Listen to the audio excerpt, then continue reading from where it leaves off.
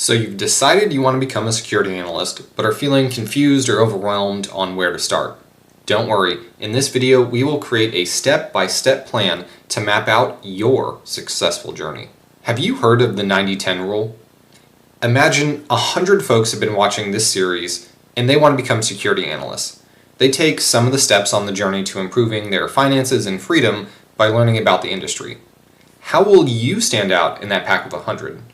How do you position yourself in the top 10? This is the 90-10 rule. You need to do more than what 90% of the others are doing. It's pretty simple logic, but it's one of the most difficult tasks to undertake. It's like the doctor telling me to eat healthy and exercise, and then I go home, park my butt on the couch, and eat some munchies. Knowing what you should do and doing what you know you should are two different animals. A man once said, if you fail to plan, then you plan to fail. The question isn't whether or not we should plan, but rather, how do we plan this thing out? Planning 101. Step 1, write down your goal, personalize it, own it. Maybe it's something like, I will career transition from being a chef to an information security analyst. No need to write down any deadlines or timetables yet. So stop the video. Kitty's being crazy. Stop the video right now and make your goal. Write it down. Seriously, this video holds no value unless you create a plan. So pause it. Pause it right now. Do it. Do it. Write down your goal. Find that pen and paper or Google Doc, whatever, but just do it. The best tactic for achieving a goal is backwards planning, but you need that goal first. So ask yourself, what happens right before getting this new job? Answer is accepting a job offer. All right, we're cooking now. How do we get a job offer? We crush the interview. How do we get interviews? Job hunting. What do we need to job hunt? A resume. Okay, you get the point. As you can see, this is a not so secret formula, but let's do this thing together. Let's map this thing out together. I'm using Google Docs. You can use whatever you want. Pen and paper is just fine. We got to start with your goal. Become an information security analyst. Well, right before that, like we said, accept job offer. Well, how do we get job offers? We need to crush the interview. How do we crush the interview? Practice interviewing. Now we can make some sub-steps for this. Look up common, infosec, analyst, if I can spell, questions, analyst, interview, questions. 2, record self-answering questions, right? So you don't want to just look up questions, you also want to practice them. Okay. So before we even bother practice interviewing, we need to create, we'll make it 2 steps. Submit resume, put a number on it, 3 times a day. But we have to craft a killer resume, right? You have to create the resume before you can start submitting it. And once you start submitting that resume is when you start practicing interviewing. So what do we need before that? We should probably create a LinkedIn profile. And don't worry, we'll have a video on setting up a LinkedIn profile. It's coming up pretty soon here. Okay. Before this, we need some soft skills development, maybe. We need technical skills. Technical skills develop. We certainly need technical skills development, right? If you want to craft a killer resume, you need to boost those technical skills.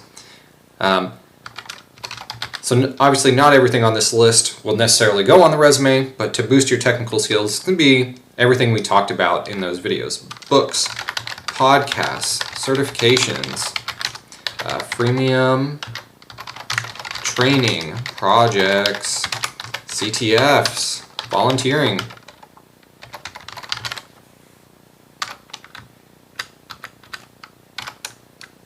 Okay. Now, before applying to a cybersecurity position, I recommend getting a entry-level IT role.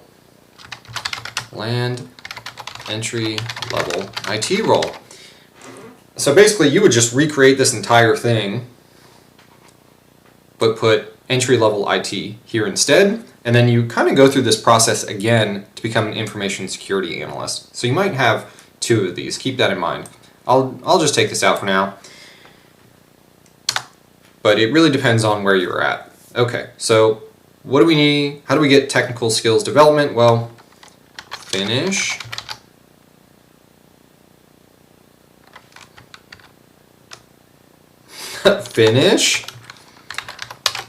watching this series, right? The series that we're going on right now. We finished watching it.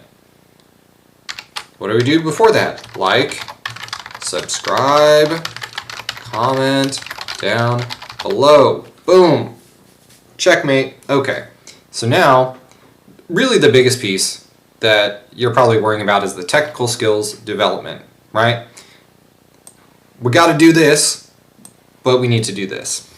So for books, just pick a book. Pick a book that you would be interested in. Dark territory. Right? Podcasts. Pick a podcast and just start. Dark Net Diaries. Certifications. Which ones do you have? Which ones do you need? A+, Net Plus. And then for these, find some resources that you can use to study. So we'll put, that didn't work out. Study resources, and then you can create a timetable for those resources. So like Professor Messer, 1 month, and then maybe you do Mike Myers on Udemy for 1 month, and then 3 practice tests. Boom. Then you take first test, rinse and repeat for the second test. Boom. Same thing you'll want for the Network Plus, as well as your Sec Plus, see above. See above. And then maybe you want to get a 4th certification, one of those other ones we talked about. Maybe you want the Blue Team Level 1 certification, and again, see above. You're going to find resources, schedule about how long it'll take you to study, practice, and crush that test. Freemium training. I recommend try them out. Try Hack Me versus Hack the Box. Find one that you like, and then spend 2 hours a week just on Try Hack Me and Hack the Box. Pick a project. You don't need to do all of the projects we talked about, but pick one. Maybe you do the SOC Analyst by Eric Capuano. I don't know how to spell his last name. Eric C. That's fine. For a CTF, you can start by training on Pico Gym, and then schedule CTF for 2025 maybe, right? Depends on what your timetable is for this, but find a CTF that you want to go for and go for it. Sign up for ITDRC. Deadline. Put a date on it. It actually takes a while to sign up for ITDRC and do all of the training, so maybe you give yourself 1 month, and maybe we do this, August 2024, whatever, right? So really map out, put all of the tasks you need to do, about how much time it'll take you to do each portion of the task, right? So studying could take 2 months, and then practice tests 1 week, and then testing 1 day. So we've got basically 2.5 months for one of the A+ tests. Double that because there's two tests, and you'll kind of have to feel this out, right? See how long it takes you to get through training. I know it's difficult to just say 1 month, but one way you could actually map this out, let's check this out, real time checking this out. If we go to Professor Messer, A+. Here's the training for one, here's the training for the other. 68 videos and 69 videos. That's a lot of videos, right? So if we open this up, that's great. We can look through here and see all of these videos are between 5 minutes and 20 minutes. Okay, so most of them are closer to that 5-minute mark. There's a few that are up there close to the 20-minute mark. Let's say they're on average 10 minutes.